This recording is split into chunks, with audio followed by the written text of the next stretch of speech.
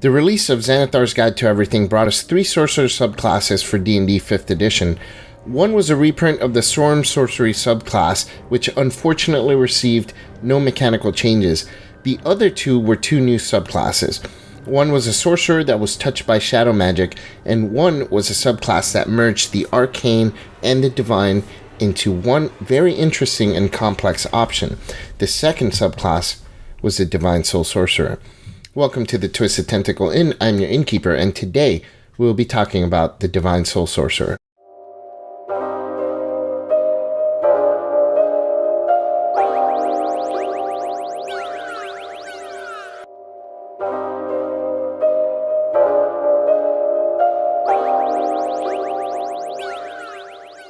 This is the most complex of all of the sorcerer subclasses, and therefore it's going to require a longer video to fully break down.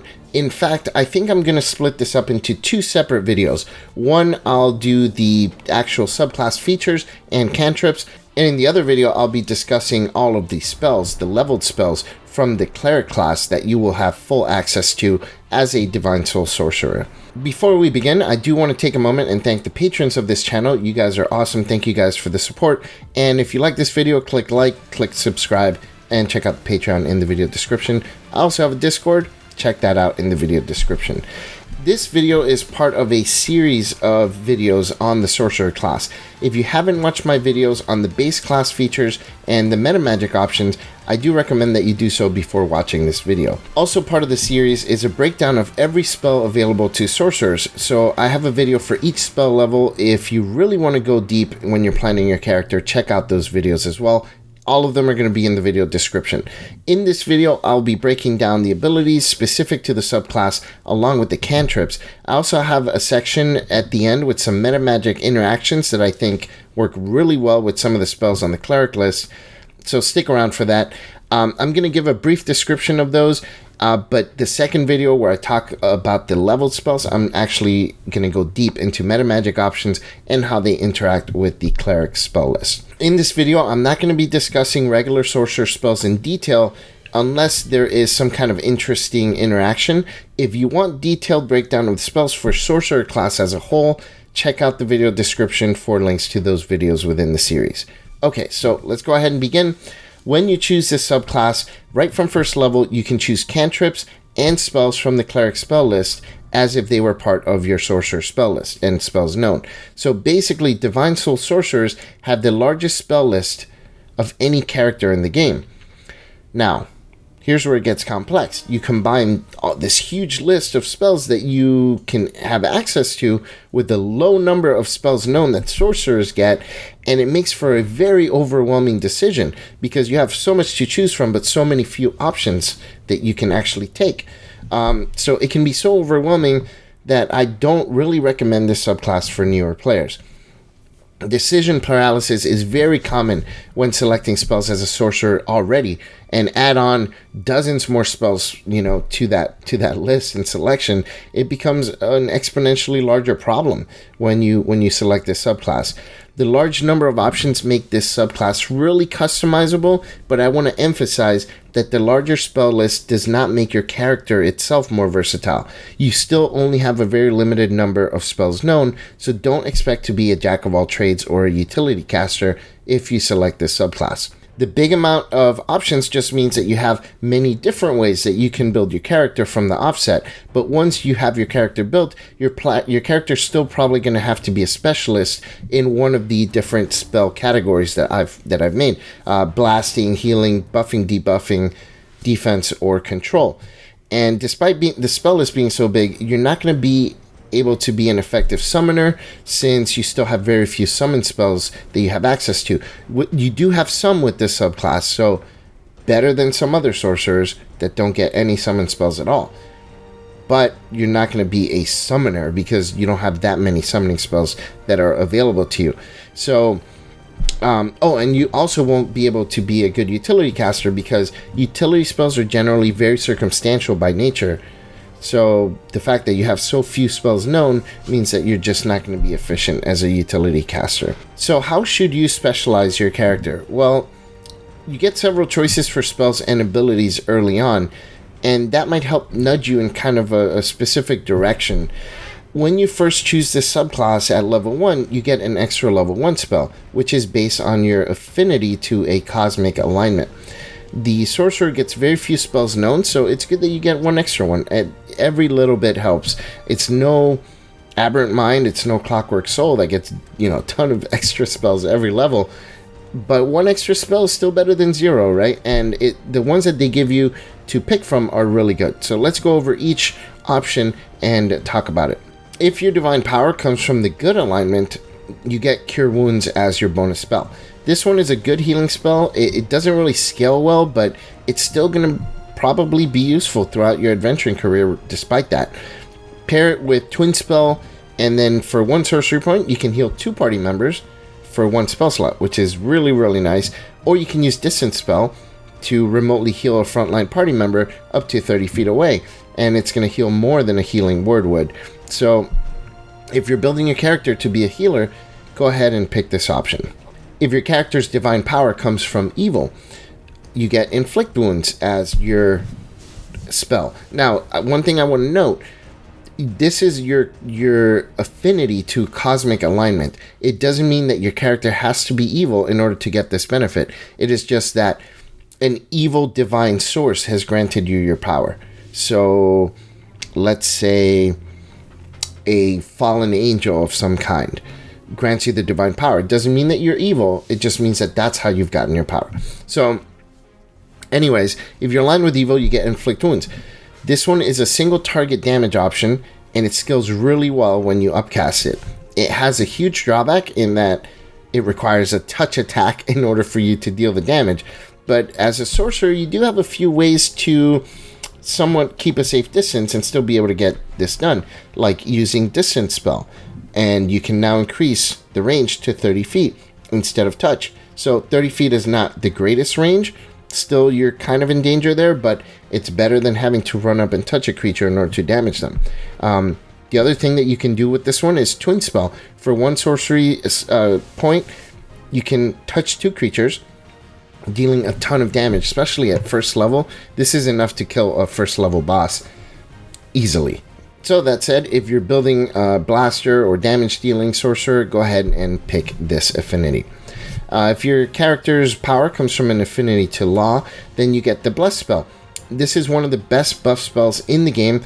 Your party's going to love you for having this spell, and this spell is going to be helpful level 1. It's also going to be helpful all the way through level 20. So if you're building a buffer type of character, go ahead and pick this one. If your affinity is chaos, you get Bane. Bane is often overlooked because a lot of people compare it to Bless, and for good reason. I have a Bane versus Bless video that I made. There is a good reason why you would compare the two, because they both require concentration. They're both on the cleric spell list, so you kind of do have to pick one or the other. Some people say you shouldn't compare them. They have different uses. They definitely do have different uses. Bless is a buff spell. Bane is a debuff spell. Completely opposite, but there is a good reason to compare them. So a lot of times, because they're compared so much, people tend to overlook Bane because Bless is just so good. Bless always works, whereas Bane requires saving throw, doesn't necessarily always work. But if you're building a debuffer, then Bane is a great choice for a spell to have, especially starting at first level. Bane can help keep your group safe at the lower levels. It's going to lower your enemy's chances to hit your party, but it also works pretty great if you have a lot of spellcasters in your group, because Bane is going to grant disadvantage to saving throws against the spells that your other party members are casting on them. So overall, it's a great debuff. If you're going to specialize in debuffing, pick this option. And the final one is neutrality. If you pick this one, you get protection from evil and good. This is a good defensive spell. It can be circumstantial, sure, but when it does apply, it can make a major impact on your party defenses. You can pair it with Twin Spell and give 2 party members the protection from evil and good. So if they're fighting evil or good creatures, then those creatures are going to have disadvantage to hit them, and they're not going to be able to frighten them or charm them or possess them. That is a major, major benefit to have 2 party members at once at the cost of only 1 sorcery point. This is probably the weaker of all the options, but if you're building for defenses, it is not a weak option at all. It's still a great spell overall, and I do think that you wouldn't be upset if you were to select this one. Now, regardless of how you plan to specialize your character, I would still recommend getting yourself in attack cantrip.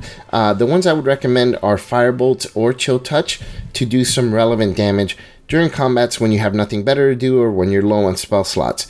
Both of those are good choices. Chill Touch can deal a lot more damage than you might think against creatures that regenerate especially, and Firebolt has some great utility functions. Check out my Sorcerer Cantrip video. I kind of go into a little bit more detail on each one of those two cantrips. Now, I do want to say some people do like using Toll the Dead because the damage die can be higher, especially against an injured opponent.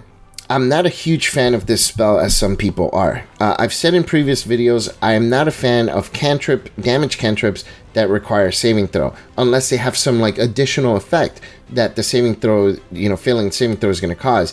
But Toll the Dead only deals damage, so if they fail their save, there's no additional debuff attached to that. So there's no reason to get Toll the Dead if you have access to attack cantrips. So some of you might already be screaming at your computer or your TV or whatever because you disagree with me. You might think Toll the Dead is great. You deal tons of damage every time you cast it.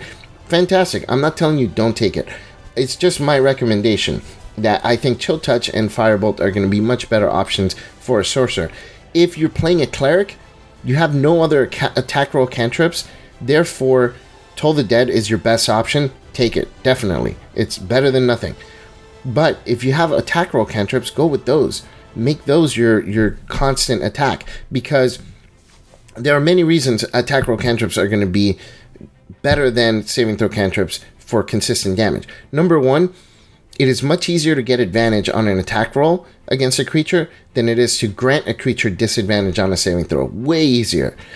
It's also beneficial because when you're rolling an attack roll, you can score a critical hit, which would double your damage die against the creature. Whereas a saving throw cantrip, there is zero chance of you getting double damage through just a roll or a failed saving throw. So in the long term, throughout your adventuring career, even though you might be doing a D12 with Toll the Dead versus a D8 with Firebolt or Chill Touch, you will end up doing more damage throughout your adventuring career with Firebolt or Chill Touch than you would with Toll the Dead.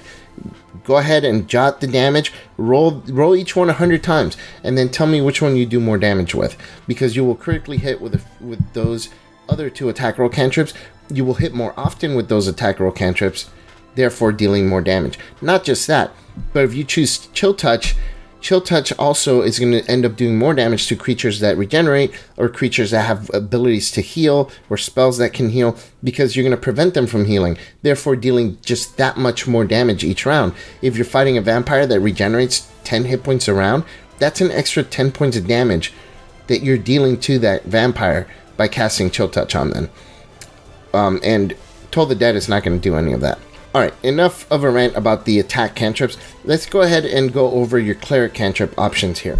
So, there are some really, really good ones that you have access to, and honestly, you can't go wrong with a lot of these. And the sorcerer already has great cantrips too, like Minor Illusion or Mage Hand, that kind of stuff. All those spells are really, really great. Mind Sliver is fantastic. But add to that, now you get access to the cleric spell list, which also has some amazing cantrips. Let's go over the cleric cantrips. So, starting with Guidance, this one is one of the best cantrips in the game. In fact, it's a top 3 for me. This cantrip is going to be useful from level 1 to level 20. The best part is that there are very few cantrips that I recommend or I encourage using Metamagic on, but this is one of those that I will encourage you to do so. Twin Spell is going to let you boost 2 allies with Guidance for 1 casting of the spell and only 1 sorcery point. You can increase the duration to 2 minutes with Extended Spell. Distance Spell is also going to be really handy because it's going to let you use Guidance on a creature up to 30 feet away. But honestly, my favorite metamagic to use on Guidance is Subtle Spell. Basically, it's the only consistent way to boost a skill using Guidance during a social interaction without being noticed. So you Subtle Spell, you use Guidance, and then someone can use Persuasion or Intimidation, and the target of the person who's trying to persuade or intimidate them is never going to know that you actually used Guidance on them. Next up is Mending.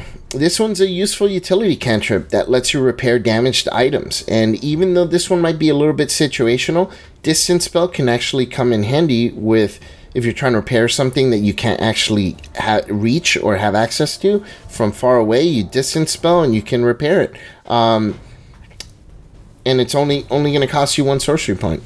Great spell, great way to use Metamagic on it. Resistance. This is not a cantrip I usually take because it's extremely situational, and most of the time you just don't have the foresight to know when you're going to need to use it. I do like that this can be an option for your action if you've quickened this spell, let's say, but generally I'd say don't take this one. I would stay away from it. Sacred Flame. The only damage cantrips that I recommend are from the Sorcerer spell list. So I'll say that right now from the very beginning. If you're creating a Divine Soul Sorcerer and you plan on using some cantrips for damage on some rounds, do not pick the cleric cantrips. Cleric cantrips are notoriously bad for damage. That's why clerics have access to weapon proficiencies, because they would rather use weapons than cantrips for damaging. Cantrips are like their last resort. Therefore, as a sorcerer, because you have access to so many better damage cantrips than clerics do not use the cleric damage cantrips. There's no reason to. So going back to Sacred Flame, Sacred Flame is one of those cleric spells that doesn't do great damage. It requires a saving throw. Everything about it is pretty bad. It doesn't have any redeeming qualities other than the fact that the damage type that it deals is radiant damage, which is the best damage type in the game, let's be fair. But even that doesn't save this spell from being far worse option than most of your other damaging options. Spare the Dying. Now, this one is one that I would say is a great cantrip. This one can save the life of a party member if they're going to be dying. If they're dropped to 0 hit points, you spare the dying, you stabilize them. They're not going to die now. So this is going to be helpful from level 1 to level 20. Definitely recommend this spell. I don't always take this spell, but you're never going to regret it if you take it. You can use this to spare 2 allies at once by using Twin Spell or even using Quicken Spell, although that costs you more sorcery points than Twin Spell. You can also do it from far away by using Distance Spell, and you'll be able to spare the dying from up to 30 feet away. Thaumaturgy. So this one is kind of a flavor spell. It's useful in social situations. It's okay. I think that your other options are just so good, honestly, that this one kind of gets buried under the pile. If you take it, great. You can use it in social situations. I'm not going to laugh at you for taking it. It's decent. Jesus Christ. Did you need that loud of an engine, bro? God. So I'm not gonna say anything. If you take this spell, it's okay. It's fine. Toll the Dead, as I mentioned before, this one's good for clerics because they don't have better options. But as a sorcerer, you have too many good ones to have to resort to taking the spell. In the end, cantrips don't really keep up with martial classes for consistent damage in combat. So it's not like, the guy casting Chill Touch is going to be right up there with the fighter swinging the sword. No, not at all. But why fall even more behind in the damage category when you could be helping your party out, right? By eking out that little extra and using Chill Touch instead of Toll the Dead. Word of Radiance. There is no reason at all why you should be taking this spell. I had said Sacred Flame has no redeeming qualities except for the damage type. If you had to choose between Sacred Flame and Word of Radiance, take Sacred Flame. And this is not an endorsement of Sacred Flame. Do not ever take Sacred Flame. I'm just saying if. That's how much worse Word of Radiance is. Word of Radiance, the only good thing, just like Sacred Flame, is the radiant damage. But even worse, this one has a range of 5 feet. 5 feet. You have to be 5 feet away from your enemy to damage them. And when you do, you deal 1d6 damage. That's terrible. And then on top of that, they get a Constitution saving throw, which is even worse because most creatures are really good at Constitution saving throws. It's very common for monsters to be good at it. And then the worst part is the scaling, because as you go up to higher levels, you have your Chill Touch doing 2d8 and 3d8. This is just going up by d6s, so the gap is just widening in terms of the amount of damage that you're going to be dealing with this. Just whatever you do, do not take this spell. You have way better options. So those are the cleric cantrips, very good ones. You also have great ones with the sorcerer class. So again, there are so many good ones. Based on how you're building your character, make your selections there. I've given you my opinion on which ones I think you shouldn't take, but in the end, it's up to you. If your build calls for a certain, cantrip, by all means, take it. So at level 1, you also get an ability called Favored by the Gods. This ability is a great ability. It can help ensure that you land a hit, or it can help protect you. Once per short or long rest, you can add 2d4 to an attack roll that you missed or a saving throw that you failed.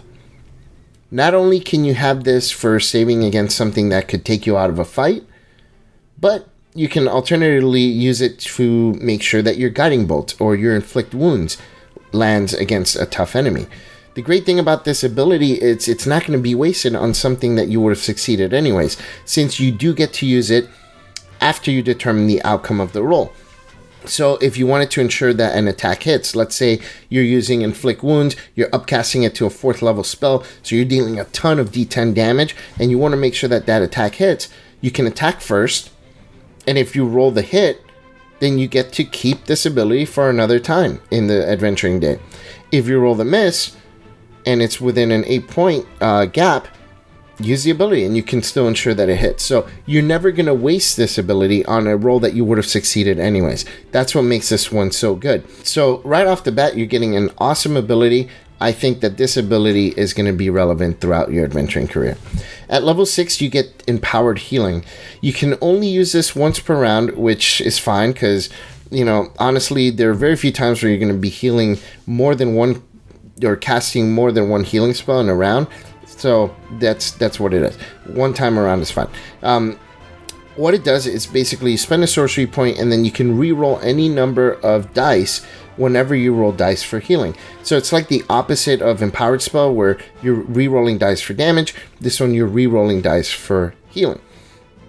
It's a decent ability, but you're probably going to only be using this one once in a while. Just like Empowered Spell, I think that it works best and maximizes things when you're healing large groups of people. So the more people you're rolling dice for, the more this is actually going to impact in as far as the total number of healing points that you've done. So, for example, if you're casting Mass Cure Wounds on 4 other party members and you roll 2 1s and then you use this ability and then your rolls turn into a 3 and a 4, you've increased those 2 1s into 3 and a 4. So you've gone from 2 to 7, you've increased it by 5 points. But now since you're using it on 4 creatures, now you're looking at a grand total of 20 points of healing that you've done. So this can actually impact quite a bit in terms of the total amount that you've healed your group. And at cost of 1 sorcery point, it's not bad. But realistically, this is an ability that you're not going to use very often. And in fact, the lower level healing spells generally don't heal multiple characters. So this is an ability that you're only going to get the most use out of once you can cast spells like Mass Cure Wounds and mass healing spells of the sort. At level 14, you get the Angelic Form ability. This one allows you to use a bonus action to grow some spectral wings, and you get a flying speed of 30. Speed of 30 is not very fast for a flyer, but still flight, which is always good. It's also got some other benefits. For example, you don't have to concentrate, which means that you can cast a concentration spell while you're flying around. It also means that you can't lose concentration and plummet if something hits you for a lot of damage or whatnot. Plus, you get to keep the wings for as long as you want, as long as you're not incapacitated or you die. So you can potentially have your wings for an entire adventuring day if you wanted to. And because it's not a spell or magical effect, a lot of people overlook this. This flight ability is an innate ability, which means that it can't be countered, it can't be taken away by anti-magic fields and that kind of stuff. So, really beneficial. So, it's a pretty good ability. And, I'll never say no to mobility. Flight is awesome. Then at level 18, you get the Unearthly Recovery feature. This one allows you to recover half your maximum hit points as a bonus action, provided that you have less than half your maximum number of hit points remaining. So that can be a pretty large amount of healing. So I think this is very good, especially since it can be used as a bonus action. Let's say your max hit points is 60. You can heal up to 30 hit points here. That's not bad for a bonus action maneuver. So I'll take it. I mean, it's not going to break your game or anything, but it's good. So those are all the abilities of the subclass. So I'm going to briefly go over the metamagics that I recommend and the ones that I think are neutral and the ones that I think you probably should skip. I'm going to go over interactions with specific spells in the next video, which is the video where I'll be talking about every single cleric spell in relation to metamagic. So top choices for the subclass, I think Distance Spell is great. This one works on spells like Cure Wounds, Spare the Dying, that kind of stuff. Extended Spell is also great. It works on Aid and Death Ward, Animate Dead, which was fantastic. You can Death Ward and then take a long rest, and you'll still be Death Warded for an additional 8 hours. That's pretty awesome. Same with Aid. Aid right before you take a long rest on your party, even upcasting it. Extended Spell. You wake up, you regain all your spell slots, you regain all your sorcery points, and everyone's still got the benefits of Aid and Death Ward. That's really, really good. Heightened Spell, always good when laying out a bomb. Of course, give disadvantage to creatures. Subtle Spell is great. Subtle Guidance is one of the only ways to use Guidance in a social situation without being noticed. And then Twin Spell, I think, is a real standout. It always is a standout, but there are so many great cleric spells that target your ally, one single ally, and those spells, a lot of them are first level spells, which means you can really get a lot out of Twin Spell, because if you're twinning a first level spell or a cantrip, it's only costing you 1 sorcery point. So spells like Cure Wounds, Inflict Wounds, Death Ward, Sanctuary, Command, Guiding Bolt, Shield of Faith, Guidance, and there's just so many spells that are great targets for Twin Spell within the cleric spell list. It's almost like it was made for the cleric spell list. So that's what I would highly recommend. Now, as far as neutral, Empowered Spell, as I've said many, many times, I only take Empowered Spell if I'm going to be a ranged or a area of effect blaster.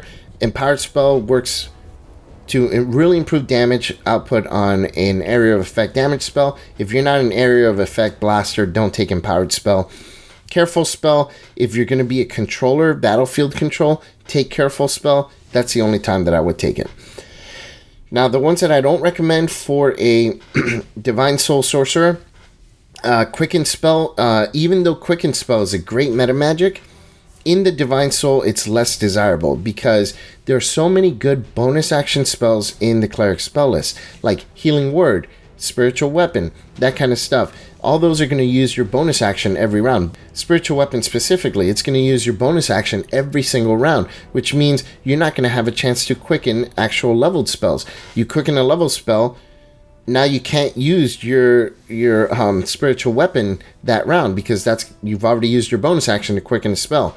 So it actually hinders you in those instances. Not to mention, a lot of the abilities of the subclass are bonus action abilities, like Angelic Form and Unearthly Recovery.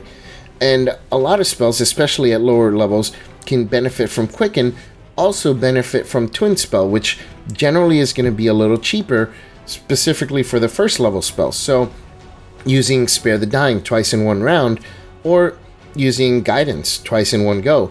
You can quicken them and cast them twice and spend 2 sorcery points, or you can twin them and spend 1 sorcery point. And of course, twinning certain spells is actually going to be a better option anyways. So a spell like Cure Wounds, quickening it, then what are you going to do with your action, right? Cast a cantrip. Whereas if you twin it, it's 1 sorcery point as opposed to 2 to quicken it, and you're now using Cure Wounds on 2 people. So overall, Twin Spell I think is a better choice versus Quicken for the Divine Soul Sorcerer. Another one I don't recommend is Seeking Spell. This one's generally a bad choice for most sorcerers since there are so few spells that use attack rolls other than cantrips, and you're not going to be using this on cantrips. Come on. So and then of the few spells that you get that are attack roll spells, there's very few that are worth using this metamagic on. So small list, even smaller list. Not worth it. Transmuted Spell, another one I don't generally recommend. If you're a blaster, you're still going to want to take some cleric spells if you're going to pick the subclass. Otherwise, why not pick a different subclass, right? 99% of cleric spells don't synergize with Transmuted Spell because a lot of them are doing radiant or necrotic damage. So if you really want to use this metamagic, don't choose this subclass. Pick a Dragon Sorcerer instead of the Divine Soul.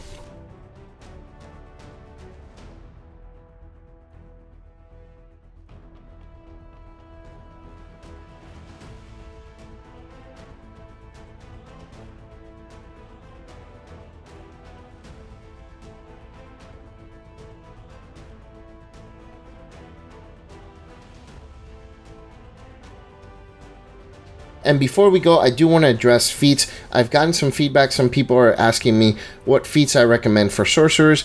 I think feats are a very personal thing. There's so many good ones, and a lot of them are very dependent on your particular build, your character story, all that kind of stuff, the flavor of your character. It's hard for me to give a blanket of just, this is the best feat for a sorcerer. But there is an exception here. With the Divine Soul, I do think that there are two feats that are going to be far and above better than any other feat if you're building a Divine Soul. And those are the feats that grant you access to Find Familiar. So, Ritual Caster and Magic Initiate Wizard. A familiar can really help make the Cleric spell list shine because there are so many touch spells in the Cleric spell list. So many good touch spells on top of that. And because the way a familiar works, you can actually channel a touch spell through your familiar and deliver the spell through your familiar. So therefore, if you're casting Cure Wounds, for example, and you don't want to be in melee, send your familiar in, and they can deliver the Cure Wounds to your target.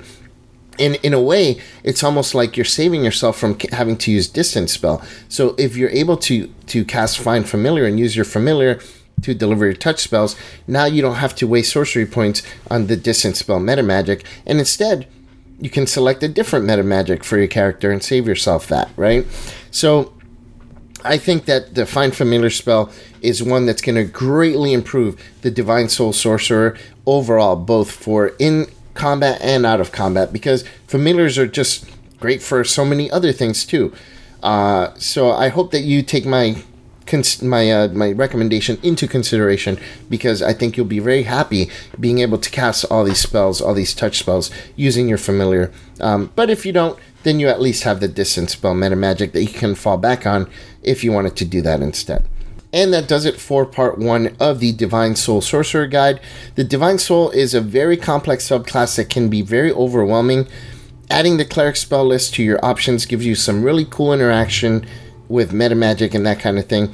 And with lots of great touch spells and great first level spells that stay relevant through all levels, it's clear that Twin Spell and Distance Spell are probably some of your best Metamagic options for this subclass. You also get some excellent cantrips, giving you some great options to help round out your character. And the addition of a few summoning spells in Animate Dead give you some additional options and power inside and outside of combat that a lot of other sorcerers don't even have access to. All in all, I think that Divine Soul is a very well-rounded subclass if you plan ahead and choose your options wisely. In the next video, we're going to go into every single Cleric spell and how it relates to Metamagic. So stay tuned for that, and I do hope that this video was helpful for you. If it was, be sure to leave a like or a subscribe to the channel. As always, if you have any questions, leave them in the comments down below. As always, I'm your innkeeper from the Twisted Tentacle Inn. Check in anytime. I'll talk with you then.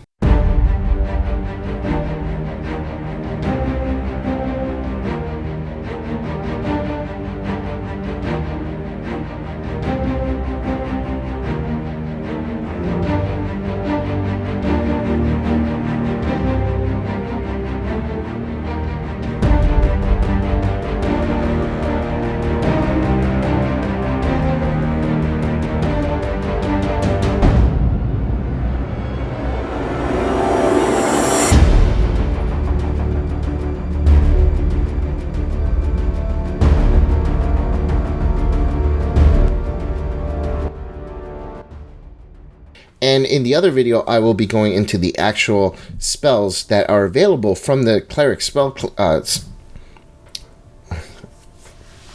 But add to that, now you get access to the Cleric spell list, which also has some amazing cantrips.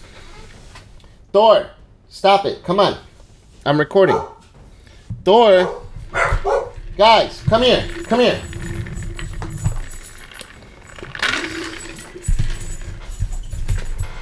All right. No more barking, okay?